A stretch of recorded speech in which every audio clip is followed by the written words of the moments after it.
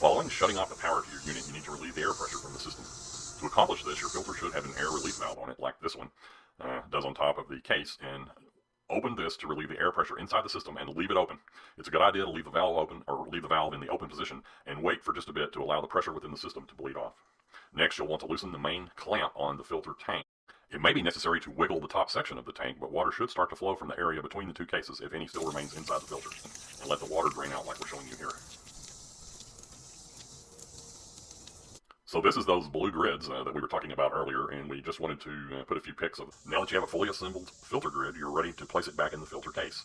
And I've already cleaned the filter case top and bottom, inspected all of the O-rings. But before placing the grid and assembly back in place, I'm taking one more chance to inspect everything and put lubricant on the O-rings.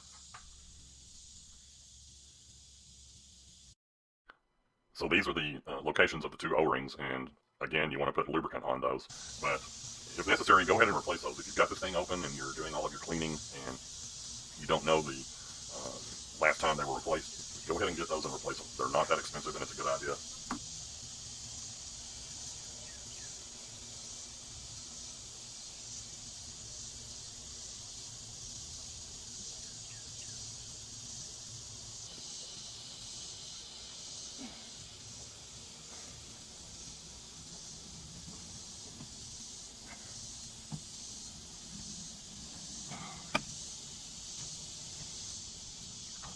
So here I am positioning the grid assembly back into the case, and you can see there's only one way that this thing goes in, and there's actually an O-ring where the manifold connects to the bottom case of the filter.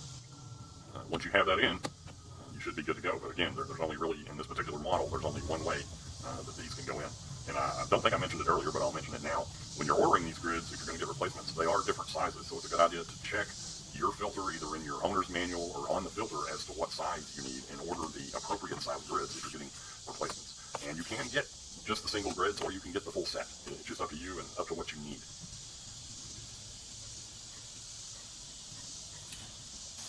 So what I'm doing here is I've got everything in position, and I'm getting ready to close up the case, put the top back on the bottom, and secure it in place. But I'm going ahead and filling up the bottom part of the case with water. And that is simply to assist or to help in priming the pumps and getting everything going. We'll also put more water in at the strainer basket on the pump once we have everything connected, because you don't want to run those too long without the pump being primed. But that's all we're doing here. And again, one more chance to check everything on that manifold and look at the grids.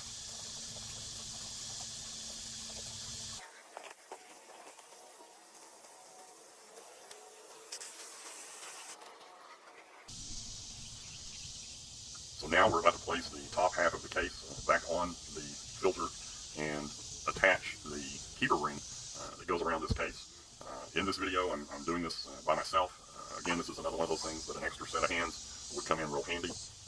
You want to make sure, and again, we've inspected our O-ring, and in this case lubricated it. I didn't replace it because I had recently done that before. But you need to make sure that this is connected properly. This is where it can be dangerous if you don't have this connector ring back in place properly. When pressuring up the pool, if it's not secured properly, the top can blow off of this filter case. So you want to be out of the way after you get this in place and get it fully tightened.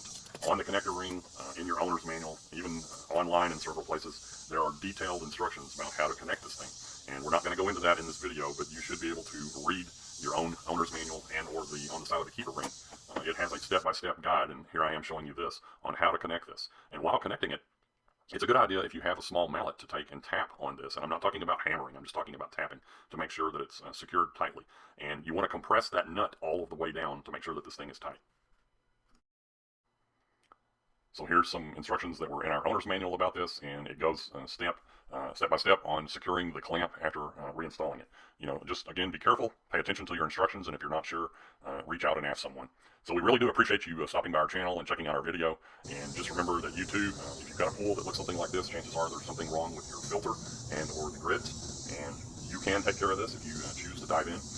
Recently did some price checks and found that they were charging anywhere from $170 to $250 to do this process where they change out your filter grids. So anyway, once again, we appreciate it, and remember, you too can have a nice clean pool and do it yourself.